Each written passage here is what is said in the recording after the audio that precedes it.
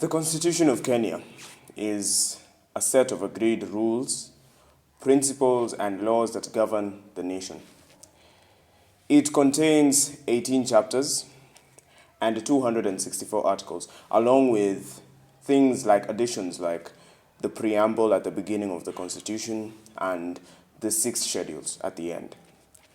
Now, this Constitution has everything about the law of Kenya. Basically, it is the law of Kenya. From Article 1 to 264, it can cover anything in legal terms that you can even think of. But, unapata hapa Kenya, most of the times, every time, if you can say, it is violated every day. The Constitution, every article is broken, it is infringed. Now, why do you think the Constitution of Kenya is infringed and violated? According to me, the Constitution is violated and infringed because of the fact that the government is taking advantage of the fact that we do not know the Constitution. Now, what do I mean by not knowing the Constitution? We have a lack of knowledge. And that is because most of us, the now people, which is us, we don't read the Constitution. We don't care about law because we have developed this mentality over the years. Kenye inasema, anything to do with the Constitution, anything to do with law and legal codes, it's for lawyers and advocates or judges and magistrates. That's exactly what has caused us not to learn about the Constitution. Let me ask you a question. Do you think if we as the Kenyans, if we were to read, at least not to read in depth, but kusoma Constitution, at least we know it's not from like the back of our hands, tunajua Constitution at least a little bit. Do you think it would be easy for the government to violate and infringe it almost every time? Alright, perhaps they would still do it. But do you think we wouldn't notice? If we as the Kenyan citizen took the liberty and read the Constitution for ourselves, started learning a little bit on law, at least tunajua a certain law when it is broken, the government would find it hard to, let's say, violate a few rules because we have knowledge of the rules that they're breaking. For example, if we had a homicide case or more closer to home, an abduction case, it wouldn't have to be a human rights activist standing in front of the camera and atuambia ati there's someone, this is an infringement of, let's say, for example, the Human Rights Act. We, as the people of Kenya, would do that for ourselves. In fact, aingekuwa human rights activists ndio wangekuwa wanasimama in front of a camera. Sometimes it would be Kenyan citizens who would be standing wanatuambia, this is an infringement of the law. It doesn't have to be lawyers standing in when, let's say, there's a fraud case that involves a government official. So basically, what I'm saying is, the reason that the Constitution of Kenya is infringed and violated is because we Kenyans do not take the time, the liberty, to read at least a little bit on what our government actually entails. Now, why is it that I'm actually saying we should read the Constitution? Because first of all, most people believe that the Constitution of Kenya was made by lawyers.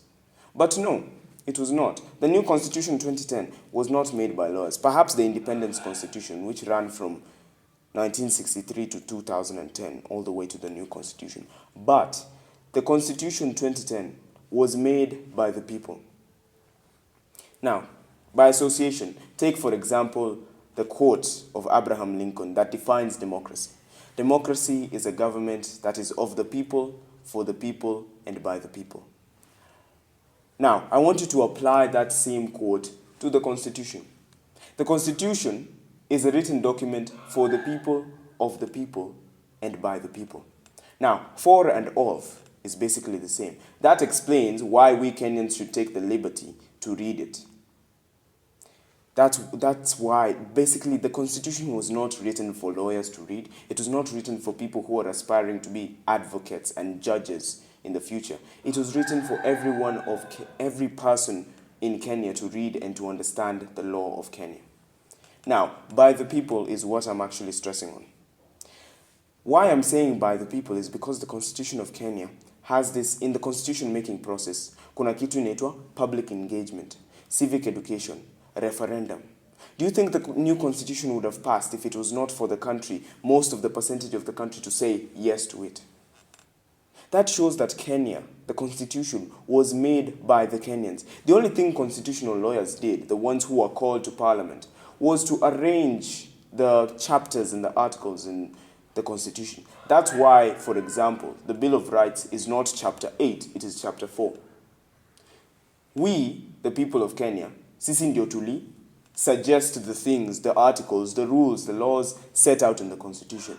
But the lawyers, the constitutional lawyers, are the ones who arranged those articles. So when I say the constitution is not by the government or by the lawyers, you have to understand that indeed it was by the people. It was conjured, the ideas within the constitution were conjured up by the people of Kenya. And they were arranged by constitutional lawyers. And to an extension, if you want to put it like that, it was arranged by the government. That is basically what it is. So, since the constitution was made by you and for you, are you seriously not going to read it? Are you seriously not going to take the liberty and learn a little bit about law so that you're kept up to speed when a certain article or law is infringed or broken? This is basically what it means. We should stop having that mentality of ati kila saa tunasikia kitu inaitwa sheria ama law. We hear anything about the constitution, tunafikiria tu lawyers, tunafikiria judges. The constitution is not for judges alone. It is for the people of Kenya. I bet you don't, most of you, or some of you, let me not generalize it, some of you don't know what is contained within the Article 1.